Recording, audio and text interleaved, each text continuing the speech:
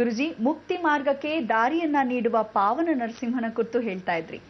ಈ ಪಾವನ ನರಸಿಂಹ ಪವಮಾನ ಸೂಕ್ತಿಯಲ್ಲಿ ಆಂಜನೇಯನ ಸ್ಮರಣೆ ಮಾಡ್ಕೋಬೇಕು ಅಂತ ಹೇಳ್ತೀವಿ. ಸಾಕ್ಷಾತ್ ವಾಯುನ ಆಗಿರ್ತಕ್ಕಂಥ ವಾಯುದೇವತೆ ಇಲ್ಲೇ ಬಂದು ನರಸಿಂಹನ ದರ್ಶನ ಮಾಡ್ದ. ಪವಮಾನ ಸೂಕ್ತಿಯಲ್ಲಿ ಹೇಳಿರ್ತಕ್ಕಂಥ ಭೀಮನು ತಾನು ಆ ತ್ರೈತ ಸ್ವರೂಪದಲ್ಲಿ ಬಂದು ಪ್ರಾರ್ಥನೆ ಮಾಡ್ಕೊತಾನೆ. ಅದಾದ ಮೇಲೆ ವಾಯುತತ್ವ ಮಧ್ವಾಚಾರ್ಯರು ಅವರೂ ಬಂದು ಸಾಕ್ಷಾತ್ ಆ ನರಸಿಂಹನ ದರ್ಶನ ಮಾಡಿದ್ರು.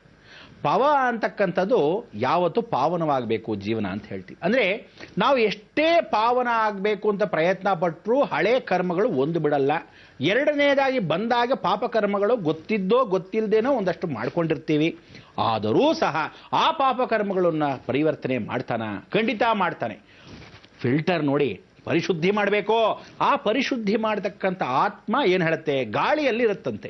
ಅದಕ್ಕೆ ಗಾಳಿ ಎರಡು ವಿಧವಾದಿರುತ್ತೆ, ಒಂದು ತಂಗಾಳಿಯಾಗಿರುತ್ತೆ, ಒಂದು ಬಿರುಗಾಳಿಯಾಗಿರುತ್ತೆ.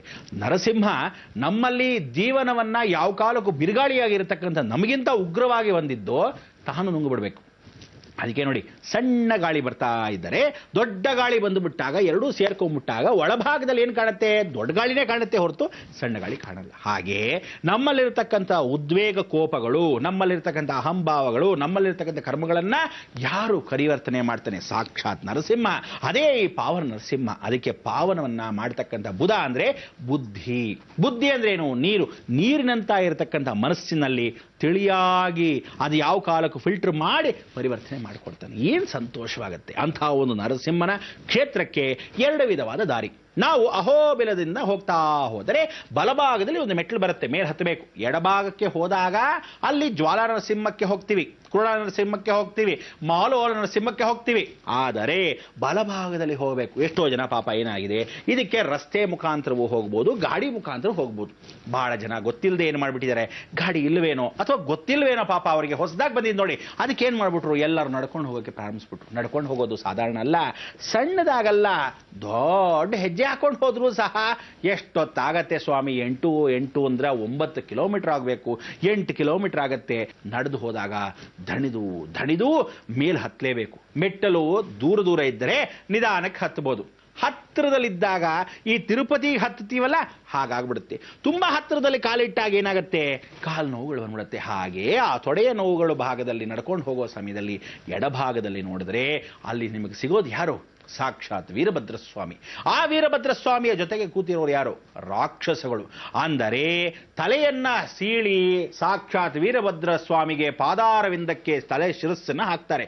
ಅಂದರೆ ಯಾವ ಕಾಲಕ್ಕೂ ಭದ್ರಕಾಳಿಯ ಸೇವಕರು ಇಲ್ಲಿರ್ತಾರಂತೆ.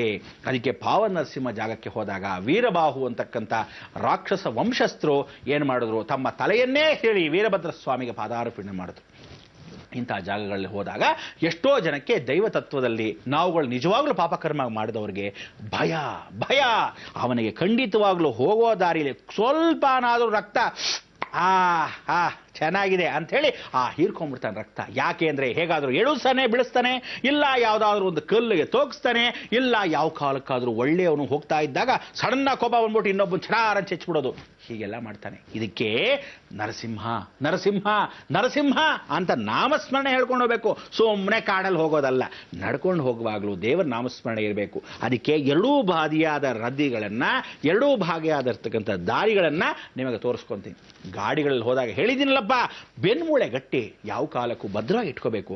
ಹುಷಾರ ಕೂತ್ಕೊಳ್ಳಿ. ವಯಸ್ಸಾದವ್ರು ಮುಂದೆ ಬಿಡಿ, ಹಿಂದ್ಗಡೆ ಯುವಕರು ಕೂತ್ಕೊಳ್ಳಿ. ಏನಂತೀರಾ, ಹೊರಡೋಣ? ಯಾತ್ರೆ ಸಿದ್ಧವಾಗಿದೆ.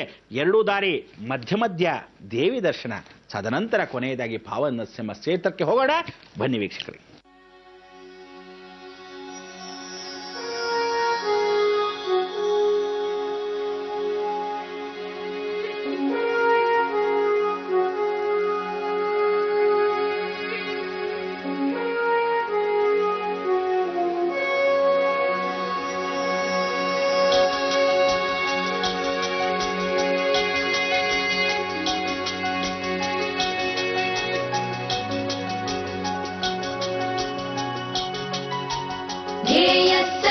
सवित्रमण्डल मध्यवर्ती नारायण सरसिजासन सन्निविष्ट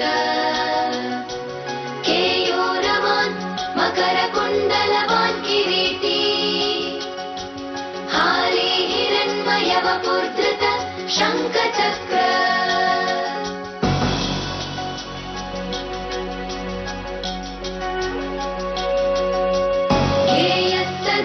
विक्रमण्डल मध्यवर्ती नारायण सरसिजासन सन्निविष्ट केयूरवान् मकरकुण्डलवान् किरीटी हारी हिरण्मयवपुर्धृत शङ्खचक्र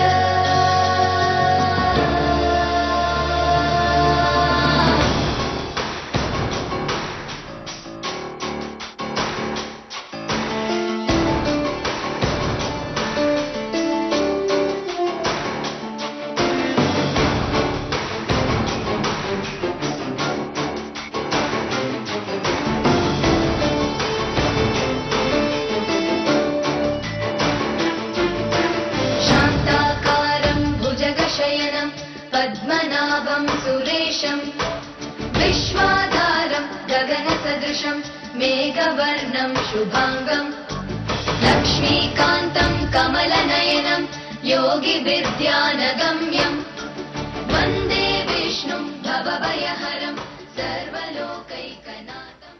ಪಾವನ ಗಂಗೆಯಾಗಿದ್ದ ಹಾಗೆ ಮನಸ್ಸು ತಿಳಿಯಾಗಿ ಮಾಡ್ಕೊಳ್ಳೋ ಕ್ಷೇತ್ರವೇ ಈ ಭೂಮಿ. ಭೂಮಿ ಮೇಲೆ ಸ್ಪರ್ಶ ಮಾಡಿದಾಗಲೇ ಕರ್ಮ ಕಳೆಯೋದು ಅಂದ್ರೆ ಈ ಪಾತಾಳ ಕ್ಷೇತ್ರಕ್ಕೆ ಯಾವನು ಕಾಲಿಡ್ತಾನೋ ಮಧ್ಯೇನ ಸ್ಥಿರ. ಅದಕ್ಕೆ ಮಧ್ಯ ಭೂಮಿ ಅಂತಕ್ಕಂಥದ್ದು ಮನೆ ಒಳಗಲ್ಲ, ಮನೆ ಹೊರಗಲ್ಲ, ಹೊಸಿಲಿನ ಮೇಲೆ ನರಸಿಂಹ. ಅದಕ್ಕೆ ಮಧ್ಯೇನ ಸ್ಥಿರ ಜೀವನ. ಅದಕ್ಕೆ ಜೀವನ ಸ್ಥಿರವಾಗಿರಲಿ ಭಗವಂತ. ನಾನು ಇಲ್ಲಿ ಅಲ್ಲಿ ಒದ್ದಾಡ್ತಾ ಇದ್ದೀನಿ, ಕೆಲಸ ಕಾರ್ಯಗಳಿಲ್ಲ, ಮಂದವಾಗಿರ್ತಕ್ಕಂಥ ತಲೆ ಬುದ್ಧಿ. ಅದಕ್ಕೋಸ್ಕರ ಆ ಕೆಲಸಕ್ಕೆ ಹೋಗ್ಲಾ, ಈ ಕೆಲಸಕ್ಕೆ ಹೋಗ್ಲಾ, ಪ್ರಮೋಷನ್ ಬರುತ್ತೆ ಅಂತಿದ್ದೀನಿ, ಅಲ್ಲಿ ಯಾಕೋ ಕೆಲಸದಿಂದ ತೆಗೆದುಹಾಕ್ಬಿಡ್ತಾರ, ಇಲ್ಲೇ ಇರ್ತೀನ. ಈ ತರ ಫಿಕಲ್ ಮೈಂಡ್ ಆಗಿರ್ತಕ್ಕಂಥವ್ರಿಗೆಲ್ಲ ಭಾವ ನರಸಿಂಹ ಸ್ಥಿರ. ಅದೇ ರೀತಿಯಾಗಿ ದುಡ್ಡು ವ್ಯಾಮೋಹ. ಆ ದುಡ್ಡು ಲಂಚ ಕೊಟ್ರೆ ಕೆಲಸ ಸಿಗತ್ತಾ, ಕೊಡದೇ ಇದ್ರೆ ಸಿಗತ್ತಾ? ಅಥವಾ ಆ ಕೆಲಸಕ್ಕೆ ಧನ ಪ್ರಾಪ್ತಿ ನನಗಿರ್ಬೇಕಲ್ಲ, ಬ್ಯಾಂಕಲ್ಲಿ ಲೋನ್ಗೆ ಅಪ್ಲೈ ಮಾಡಿದ್ದೀನಿ, ಸಿಗತ್ತಾ ಸಿಗಲ್ವಾ? ಅದಕ್ಕೆಲ್ಲ ಸಿಗಬೇಕು ಅಂದ್ರೆ ಇದೇ ಭಾವ ನರಸಿಂಹ ಧನ ಪ್ರಾಪ್ತಿಯನ್ನು ಕೊಡೋನು. ಅದೇ ರೀತಿಯಾಗಿ ವಿದ್ಯಾಕಾರಕನಾಗಿರ್ತಕ್ಕಂಥನು ಬುಧ. ಬುಧ ಚೆನ್ನಾಗಿದ್ರೇನೆ ವಿದ್ಯೆ ಬರೋದು. ಎಷ್ಟೋ ಜನಕ್ಕೆ ರಾತ್ರಿ ಹೊತ್ತು ಓದ್ಕೋಬೇಡಿ ಅಂದ್ರೂ ಕೇಳೋದೇ ಇಲ್ಲ. 9 ಗಂಟೆ ಮೇಲೆ ಬಾಯಿ ಮುಚ್ಕೊಂಡು ಮಲ್ಕೊಳ್ಳಿ, ಬೆಳಗ್ಗೆ ಬೇಗ ಎದ್ದೇದಿ. ಪ್ರಾತಃ ಕಾಲ ಸ್ಮರೇ ನಿತ್ಯಂ ವಿದ್ಯಾದೇಶದಿ ಮೇ ಸರಸ್ವತಿ. ಬೆಳಗಿನ ಜಾವದಲ್ಲಿ ಕೂತ್ಕೊಂತಾಳೆ, ವೀಣೆ ನುಡಿಸ್ತಾಳೆ. ಇದೇ ಪಾವನ ನರಸಿಂಹ ಕ್ಷೇತ್ರದಲ್ಲಿ ಗಾಳಿ. ಆ ಗಾಳಿ ತಂಗಾಳಿ ಆಗಿರ್ತಕ್ಕಂಥದ್ದಲ್ಲಿ ನೀವು ವೀಣೆಯ ನಾದವನ್ನು ಕೇಳಬಹುದು. ಈ ಕಾಡಲ್ಲೂ ಆ ವೀಣೆ ನಾದವನ್ನು ನಡ್ಕೊಂಡು ಹೋಗಬೇಕಾದ್ರೆ, ಒಬ್ಬೊಬ್ಬರೇ ಹೋಗಬೇಕಾದ್ರೆ, ಅಲ್ಲಿ ಭದ್ರಕಾಳಿ ಪುಟ್ಟದಾಗಿರ್ತಕ್ಕಂಥ ಒಂದು ಆಲಯ ಇದೆ. ಯಾರು ತಲೆ ಎತ್ತು ನೋಡಲ್ಲ, ಅದ್ರ ಪಾಡಿ ನಡ್ಕೊಂಡು ಹೋಗ್ತಾರೆ. ಅಲ್ಲಿ ಸ್ವಲ್ಪ ಮಟ್ಟಿಗೆ ಎಡಗಡೆ ಎಳುತ್ತಿದ್ದಾಗ ಅಲ್ಲಿ ಕಾಳಿ ಭದ್ರಕಾಳಿಯ ಕೂತಿಯಾಳೆ. ಅವಳು ಕೂತಿರ್ತಕ್ಕಂಥದ್ದು ಹೀಗೆ ತ್ರಿಶೂಲನ್ನು ಇಟ್ಕೊಂಡಿದ್ದಾಳೆ. ಉಗ್ರ ಕಾಳಭೈರವನ್ನು ಅಲ್ಲೇ ಎದುರು ಭಾಗದಲ್ಲಿ ಇರತಕ್ಕಂಥದ್ದು ವೀರಭದ್ರ ಸ್ವಾಮಿ, ಈ ಕಡೆ ಕಾಳಭೈರವ. ಎರಡೂ ದೃಷ್ಟಿಗಳಿದ್ದಾಗೆ ವೀರಬಾಹುಗಳು ತಲೆಯನ್ನು ಶೀಲಿ ಅಲ್ಲಿ ಬಿಟ್ಟಿದ್ದಾರೆ. ಇದು ಏನು ಅಂದ್ರೆ ವಾಮಾಚಾರ ತತ್ವ ಅಂತಲ್ಲ. ಆ ಕಾಲಕ್ಕೆ ಯಾರು ಶರಣಾಗತವಾಗಬೇಕು. ಇಲ್ಲಿ ನೀವು ಸ್ಮರಣೆ ಮಾಡಿಕೊಂಡ್ರೆ ಪಾವನ ನರಸಿಂಹ ನಡ್ಕೊಂಡು ಹೋಗೋ ದಾರಿಯಲ್ಲಿ ಯಾವ ಕಾಲಕ್ಕೂ ನಿಮ್ಮ ಮನೆಗೆ ಎಂಥ ಯಂತ್ರ ತಂತ್ರ ಮಂತ್ರಗಳನ್ನು ಯಾರಾದರೂ ಮಾಡಿಸ್ತೀನಿ ಅಂದ್ರೆ ಅಲ್ಲೇ ಅವರ ತಲೆ ಚೀರಲ್ ಬಿಡ್ತಾನೆ. ಹುಷಾರ್ ಅನ್ಬೋದು ನೀವುಗಳು. ಇಂಥ ನರಸಿಂಹ ಸ್ಮರಣೆ ಮಾಡಿಕೊಂಡ್ರೆ ಉಗ್ರವೀರ್ಯಂ ಮಹಾವೀರ್ಯಂ ಮಹಾ ತೇಜಸ್ವರೂಪ. ಅಂಥ ಉಗ್ರವೀರ್ಯವಾಗಿರ್ತಾನೆ ನರಸಿಂಹ. ಹೇಗೆ ಅನ್ಕೊಂಡ್ರಿ, ಯಾವನಾದ್ರೂ ಈ ಮನೇಲಿ ನಿಂಬೆಹಣ್ಣು ಇಟ್ಟ ಅಂತ ಇಟ್ಕೊಳ್ಳಿ, ಅವನ ಮನೆ ಮೇಲೆ ಕುಂಬಳಕಾಯಿ ಇಟ್ಬಿಡ್ತಾನೆ. ಏನಾಗುತ್ತೆ? ಗೋವಿಂದ. ಅದೇ ರೀತಿಯಾಗಿ ನಿಮ್ಮ ಗಾಡಿ ಏನಾದರೂ ಹಾಳಾಗ್ಲಿ, ಒಂದು ಕಾಲು ಮುರಿಲಿ ಅಂತ ಏನಾದರೂ ಮಾಡಿರ್ತಾನೆ ಅಂತ ಇಟ್ಕೊಳ್ಳಿ, ಅವನು ಪೂರ್ತಿ ಬೆಡ್ ರಿಡನ್ ಮಾಡಿಸ್ಬಿಡ್ತಾನೆ. ಯಾಕೆ ಅಂದ್ರೆ ರಿಬೌನ್ಸ್ ಆಗ್ಬೇಕು ನೋಡಿ. ಅದಕ್ಕೆ ಆ ಬೌನ್ಸರು ಬಾಲ್ನ ರಬ್ಬರ್ ತರ ನಿಮ್ಮ ಜೀವನ ಮಾಡ್ತಾನೆ. ಆಗೇನಾಗುತ್ತೆ, ಯಾರೇ ನಿಮ್ಮ ಮೇಲೆ ಬಿಸಾಕಿದ್ರು ವಾಪಸ್ ಅವ್ರಿಗೆ ಹೊಡಿಯಕ್ಕೆ ಅವಕಾಶ ಮಾಡ್ಕೊಳ್ಳೋದು ಯಾರೋ? ಇದೇ ನರಸಿಂಹ. ಚೆನ್ನಾಗಿ ಸ್ಮರಣೆ ಮಾಡ್ಕೊಳ್ಳಿ. ನಿಮ್ಮಲ್ಲಿರ್ತಕ್ಕಂಥ ಆತ್ಮವಿಶ್ವಾಸ ಇವನ ಮೇಲೆ ಇಟ್ಕೊಳ್ಳಿ, ಕೇಳಿದ್ದು ನಿಮ್ಮದಾಗತ್ತೆ. ಏನಂತೀರಾ? ಅದಕ್ಕೆ ನಾನು ಬಹಳಷ್ಟು ಮಾತಾಡ್ಬಿಟ್ಟೆ.